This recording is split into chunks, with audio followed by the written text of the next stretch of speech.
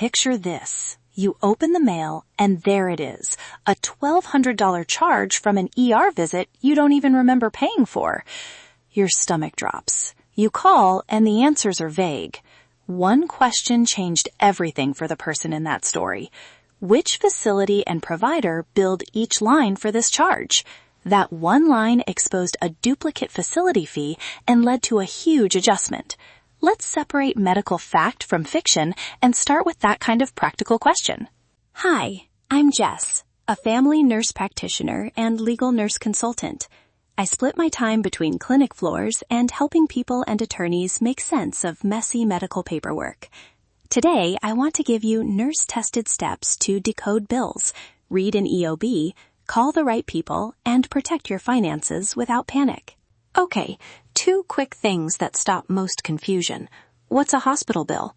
It's the hospital's charges. Room, facility fees, supplies, tests. What's a provider bill? That's the doctor, anesthesiologist, or specialist billing separately for professional services. And an EOB, that's your insurer's report, not a bill. It shows billed amount, allowed amount, and patient responsibility. Say those 3 words out loud when you look at the paper. Billed, allowed, responsibility. It helps your brain parse it faster.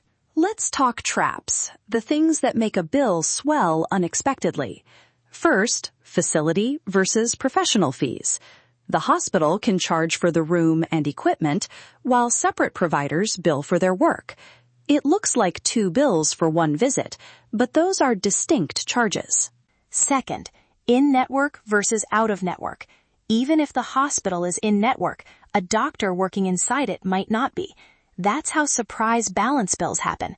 You think everything is covered, then you get hit with the difference. Third, coding quirks. CPT codes, modifiers, bundled versus unbundled services. These sound technical, but here's the patient rule. If the same code appears twice for the same date, pause and question it. It might be a duplicate or an unbundled charge that should be one fee. Now let's look at a line item together. First, check the date of service. Does that match what you remember? Wait, does that date look right? If not, flag it.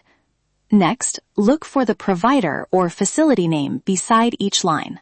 Then find the CPT or procedure code and units billed. On the EOB, match the claim number and date to the itemized bill. Red flags: same CPT billed twice, services you didn't receive, different provider names tied to the same charge, or patient responsibility math that doesn't add up. If anything's off, stop and document before you pay.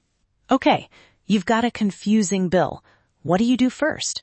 Gather 3 things: the itemized bill, the EOB, and any discharge or visit notes you already have. Keep account numbers and dates handy.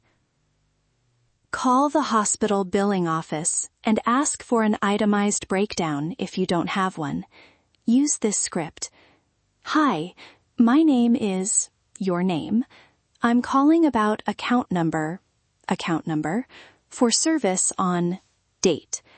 Can you walk me through the line items and tell me which provider billed each line? Say it calmly. Write the person's name and the time, and note any reference number they give you. Then call your insurer with the claim number on the EOB. Ask, can you explain the allowed amount and why any out-of-network charges were paid or denied? If you hear something unclear, request the claim notes or the clinical records used to process the claim. Those notes are often decisive. Here are exact lines that work when disputing a charge. To a hospital, I believe this charge is duplicated or incorrectly listed. Could you recheck the charge from date and confirm which facility and provider submitted it?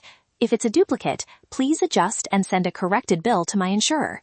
To an insurer, please send the claim notes and medical records used to process this claim. I intend to file an appeal if the billing doesn't match the records. Follow up in writing every time. It can feel awkward to ask for discounts or help. I get it. But hospitals often have financial assistance, sliding scale discounts, or charity care. Ask bluntly, do I qualify for charity care or a hardship discount? What documentation do you need? If you need breathing room, request a payment plan and get the terms in writing. If phone calls don't fix it, escalate. File an internal insurer appeal.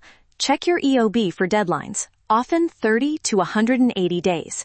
Contact the hospital's patient advocate or billing manager.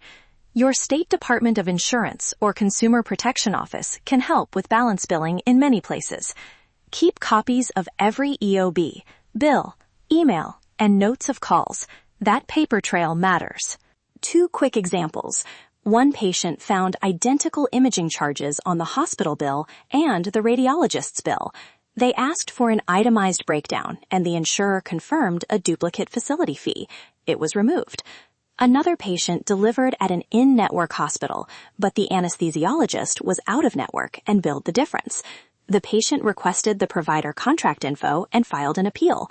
State balance billing rules limited the provider's collection, and a negotiated settlement followed. Both cases started with one clear question and good documentation. 3 action items to use today, short and sticky. 1. Match the itemized bill to the EOB immediately. Example, check dates and provider names and circle anything that doesn't match. 2. Call the billing office with the script I gave. Document every person you speak to and save reference numbers. 3. If the charge still looks wrong, ask for financial assistance or a payment plan and file an insurer appeal before the deadline. Make a single folder, digital or paper, so you can pull these documents fast. If you need more help beyond phone calls, consider a medical billing advocate or an attorney for complex denials. And an important safety note, always redact personal identifiers when you share bills for help, and confirm your plan-specific timelines and rules with your insurer. Use this episode as practical education, not a substitute for plan-specific or legal counsel. Thank you for listening. If this episode helped you feel more confident with a confusing bill, that's why I do this work. I'm Jess, a family nurse practitioner and legal nurse consultant. You can learn more or schedule a consultation at FAQ by NurseJessieConsulting.com. If you found this useful, please subscribe to FAQ by Nurse Jessie, share it with someone facing a confusing bill, and leave a review so others can find this guidance. Until next time, stay informed, stay compassionate, and always put safety first.